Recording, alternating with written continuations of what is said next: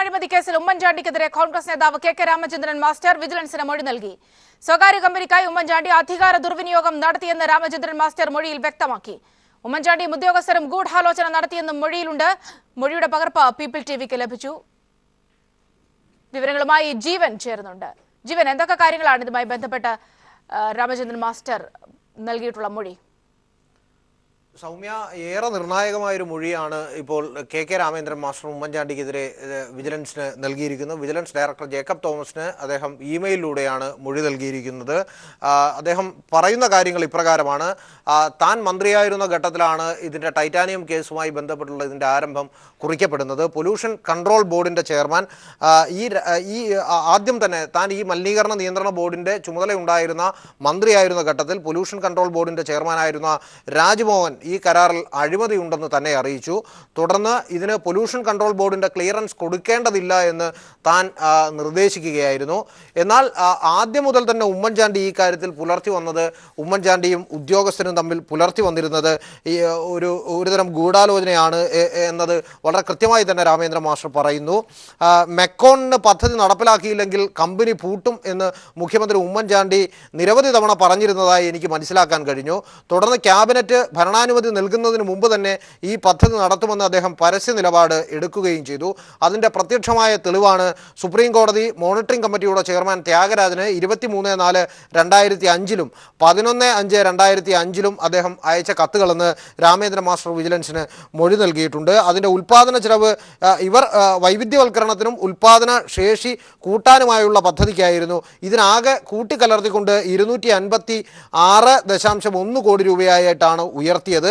ഇങ്ങനെ തുക ഉയർത്തുന്നതിലും ഉമ്മൻചാണ്ടിയുടെ ഇടപെടലുണ്ടായിരുന്നു. മറ്റൊരു പ്രധാനപ്പെട്ട കാര്യം, ഉമ്മൻചാണ്ടിയോടൊപ്പം തന്നെ അന്നത്തെ വ്യവസായ വകുപ്പിൻ്റെ മന്ത്രിയായിരുന്ന ഇബ്രാഹിം കുഞ്ഞും ഇതിൻ്റെ ഇടനിലക്കാരനായ ഗിണ്ടക്സ് രാജീവൻ എന്ന വ്യക്തിയും തമ്മിൽ വ്യവസായ വകുപ്പ് മന്ത്രി ഇബ്രാഹിം കുഞ്ഞുമായി ഇത് സംബന്ധിച്ച് ഗൂഢാലോചന നടത്തിയതായി കുഞ്ഞാലിക്കുട്ടിയുടെ കോ ബ്രദർ ഇൻ ലോയായ റൌഫ് മൊഴി നൽകിയതായി എനിക്കറിയാൻ കഴിഞ്ഞു. മുഖ്യമന്ത്രി എന്ന നിലയിൽ ഉമ്മൻചാണ്ടി ഈ കാര്യത്തിൽ പ്രത്യേക താല്പര്യം എടുത്തിരുന്നു എന്ന് അദ്ദേഹം SMACക്ക് അയച്ച കത്തുകളിൽ നിന്ന് തന്നെ വ്യക്തമാണ്. അതായത് മലിനീകരണ നിയന്ത്രണ ബോർഡ് ഇതിന് അദ്ദേഹം അയച്ച കത്ത് വളരെ വ്യക്തമാണ്. അവർ നടത്തിയ അഴിമതി പ്രവൃത്തിയെ എതിർത്തതിനാലാണ് എനിക്ക് മന്ത്രിസ്ഥാനം രാജിവെക്കേണ്ടി വന്നത് എന്ന് അദ്ദേഹം 7ാമത്തെ പേജിൽ വ്യക്തമാക്കുന്നുണ്ട്. അന്നത്തെ TTPL ഉന്നത ഉദ്യോഗസ്ഥരും വ്യവസായ വകുപ്പിലെ ഉന്നത ഉദ്യോഗസ്ഥരും മുഖ്യമന്ത്രി ഉൾപ്പെടെയുള്ള മന്ത്രിമാരുമായി ചേർന്ന് അധികാരം ദുരുപയോഗം ചെയ്തതിനാലാണ് ഇത് നടപ്പിൽ വരുത്താൻ കഴിയാത്തൊരു പദ്ധതിക്ക് ധൃതി പിടിച്ച് ഭരണാനുമതി നൽകിയത്. പാർട്ടി തലത്തിൽ തനിക്കെതിരായി ഈ ഗൂഢാലോചന നടത്തിയത് രമേശ് ചെന്നിത്തലയായിരുന്നു. KPC പ്രസിഡന്റ് എന്ന നിലയിൽ അദ്ദേഹവുമായി ആലോചിച്ചാണ് എന്നെ പൊല്യൂഷൻ കൺട്രോൾ ബോർഡിൻ്റെ ചുമതലയിൽ നിന്നും ഉമ്മൻചാണ്ടി മാറ്റിയത്. ഉമ്മൻചാണ്ടി അന്ന് മാറ്റിയത് വളരെ ഏകപക്ഷീയമായിട്ടായിരുന്നു.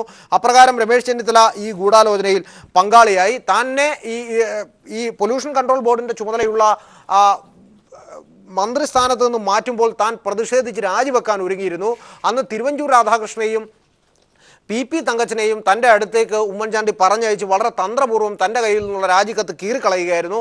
അതിനുശേഷം തന്നെ കൈരളി ചാനൽ വഴി പിന്നീട് തനിക്കെതിരായി ഒരു ശബ്ദരേഖ പുറത്തു വന്നു.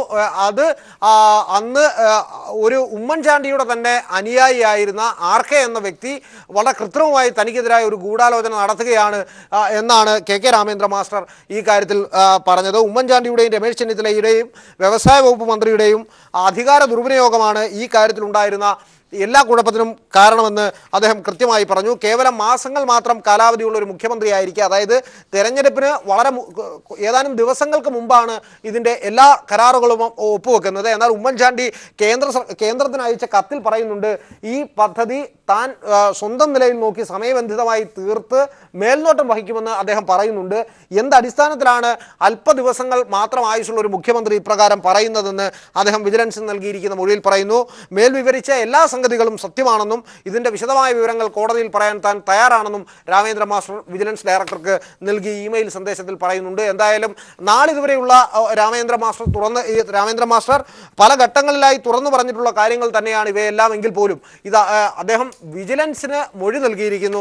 തീർച്ചയായും ഇതിന് റെക്കോർഡിക്കലാണ്. ഈ രാമേന്ദ്ര മാസ്റ്റർ നൽകിയിരിക്കുന്ന ഈ മൊഴി റെക്കോർഡിക്കലായതുകൊണ്ട് തന്നെ ഉമ്മൻചാണ്ടിക്കെതിരായ ഒരു നിർണായകമായ സാക്ഷി അദ്ദേഹം തന്നെ ആയി മാറും എന്നുള്ള കാര്യത്തിൽ തർക്കമില്ല സൗമ്യ. ജീവനാണ് വിവരങ്ങൾ നൽകിയത്. ടൈറ്റാനം അഴിമതി കേസിൽ ഏതായാലും ഉമ്മൻചാണ്ടിക്കെതിരെ കുരുക്കുമുറുകയാണ്. കൂടുതൽ ശക്തമായ ഒരുപക്ഷെ പ്രത്യക്ഷ തെളിവുകൾ അടക്കം ചൂണ്ടിക്കാണിച്ചുകൊണ്ടുകൂടിയാണ് കെ രാമചന്ദ്രൻ മാസ്റ്റർ കോൺഗ്രസ് നേതാവ് ഇപ്പോൾ വിജിലൻസിന് മൊഴി നൽകിയിരിക്കുന്നത്. ഇതിന്റെ വിശദമായ വിവരങ്ങൾ കൈമാറാൻ തയ്യാറാണ് എന്നും അദ്ദേഹം മൊഴിയിൽ പറയുന്നു. സ്വകാര്യ കമ്പനിക്കായി ഉമ്മൻചാണ്ടി അധികാര ദുർവിനിയോഗം നടത്തി എന്നതിന്റെ നേർസാക്ഷ്യമായാണ് അദ്ദേഹത്തിന്റെ മൊഴി ഇതോടെ മാറുന്നത്.